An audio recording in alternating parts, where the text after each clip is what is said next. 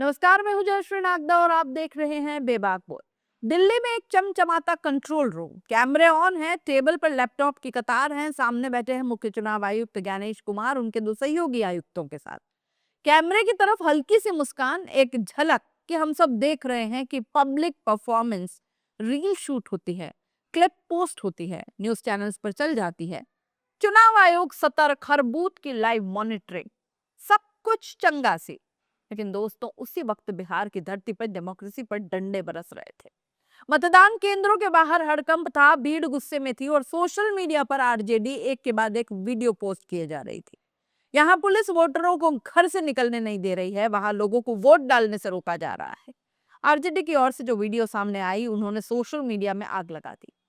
मोइनुद्दीन नगर विधानसभा क्षेत्र के booth number 106, 107, 108 का एक वीडियो वायरल हुआ, जिसमें पुलिसकर्मी कथित तौर पर घरों में घुसकर लोगों को धमकाते और पीटते हुए देखे जा सकते हैं। आरजेडी का दावा है कि प्रशासन पूरी तरह से पक्षपात कर रहा है, खासकर जहां महागठबंधन के वोटर्स हैं, वहां डर और आतंक का माहौल है।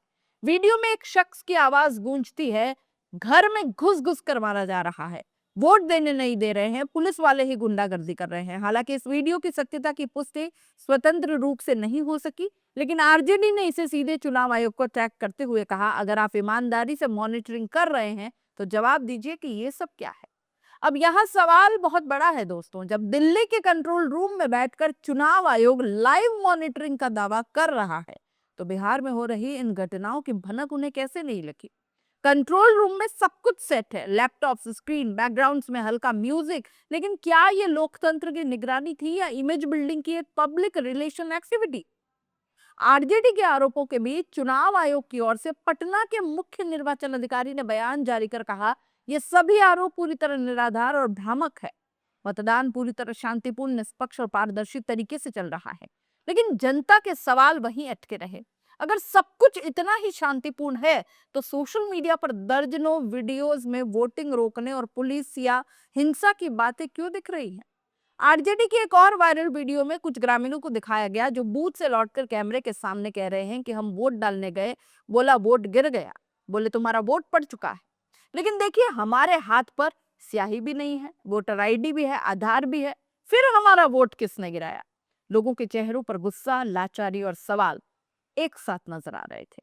यह वीडियो जैसे जैसे फैली, वैसे वैसे लोकतंत्र के निष्पक्ष चेहरे पर सवालों की लकीरें गहरी हो गई। बिहार में वोटिंग के दौरान कभी जो हिंसा आम बात हुआ करती थी, वो पिछले कुछ सालों में कम हुई थी, लेकिन इस बार फिर वही पुराने जख्म हरे हो गए। नालंदा जिले के बिहार शरीफ इलाके से खबर आई, बूथ नंबर 226 और 332 के पास बीजेपी कार्यकर्ताओं पर वोटर पर्ची बांटने के आरोप लगे हैं। पुलिस ने मौके पर 4 बीजेपी कार्यकर्ताओं को हिरासत में ले लिया। इस कार्रवाई से स्थानीय लोगों में नाराजगी फैली। वहीं बीजेपी प्रत्याशी का आरोप, जिन अफसरों ने गिरफ्तारी की वे आरजेडी समर्थक है। इधर मुजफ्फरपुर से खबर आई, बीजेपी समर्थक बाबूलाल मंडल पर स्थानीय लोगों ने हमला कर दिया। आरोप ये था कि वो पर्चियां बांट रहे थे। लाठी डंडों से पिटाई में उनका सर फूट गया, कई जगह चोटें आई। मतलब साफ है, जहां जहां वोट था वहां वहां टकराव था। और सवाल भी कि क्या ये चुनाव लोकतंत्र का उत्सव है या डर का कोई जश्न है। दोस्तों, सुबह से ही सोशल मीडिया पर ईवीएम खराब और लाइट गायब की शिकायतों की बाढ़ आ गई। कई जगहों पर बिजली बार बार जा रही थी, लोग नारे लगाने लगे, वोट चोर मोदी, वोट चोर मोदी।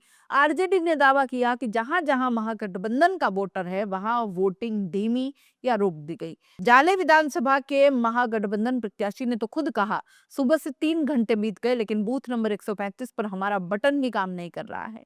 बार बार शिकायत कर रहे हैं, कोई सुनवाई नहीं हो रही है। सब कुछ भाजपा के इशारे पर चल रहा है। ये बयान कोई आम नागरिक नहीं बल्कि उम्मीदवार दे रहे थे। और अगर ये भी भ्रामक कहकर खारिज कर दिया जाए, तो फिर सच की परिभाषा किसके हाथ में है? इन तमाम आरोपों और घटनाओं के बीच एक राहत भरी खबर यह रही कि सुबह 11 बजे तक बिहार में 27.65% मतदान दर्ज हुआ। सबसे ज्यादा वोटिंग समस्तीपुर जिले में लगभग 25.1%, और जो बताता है कि भीड़ घरों से बाहर निकली, मतलब मतदान में रुचि तो दिख रही है। लेकिन जब जनता इतने बड़े स्तर पर बाहर निकल रही है, तो इसका मतलब सिर्फ लोकतांत्रिक जिम्मेदारी नहीं होता, बल्कि या तो बदलाव की लहर हो या गुस्से की। दिल्ली के कंट्रोल रूम में अगर चुनाव आयोग ने सब कुछ कंट्रोल कर लिया होता, तो ये वीडियो, ये हिंसा, ये झगड़े और ये सवाल सामने क्यों आते? क्या लोकतंत्र अब कंट्रोल रूम की तस्वीरों और रील्स की पॉलिटिक्स में बदल गया है, या फिर बिहार की जमीन से उठती आवाजें अब भी सच्चाई की आखिरी उम्मीद है? दिल्ली में बैठा सिस्टम जब रील बनाता है तो जमीन पर लोकतंत्र रियल में लहूलुहान हो जाता है। ज्ञानेश कुमार और उनकी टीम की सतर्क निगरानी पर अब सवाल उठने लाजमी है, क्योंकि कंट्रोल रूम की कूल एसी हवा बिहार की गर्म वोटिंग रियलिटी को ठंडा नहीं कर सकती। जनता से भी कुछ सवाल है। क्या आपने भी अपने इलाके में वोटिंग के दौरान किसी समस्या का सामना किया है? क्या आपको लगता है कि सिस्टम वाकई निष्पक्ष है, या फिर ये सिर्फ रील की निष्पक्षता है? कमेंट में जरूर बताइएगा, क्योंकि आज सवाल सिर्फ वोट का नहीं है, बल्कि लोकतंत्र की इज्जत का है, और ये इज्जत हमें रखनी है। आप इस पूरे मामले पर क्या सोचते हैं? कमेंट बॉक्स में जरूर बताइएगा। जाते जाते चैनल को लाइक, शेयर और सब्सक्राइब जरूर कर दीजिएगा, क्योंकि जो बातें कहीं नहीं होती वो आपको यहाँ होती हुई दिखेंगी। नमस्कार।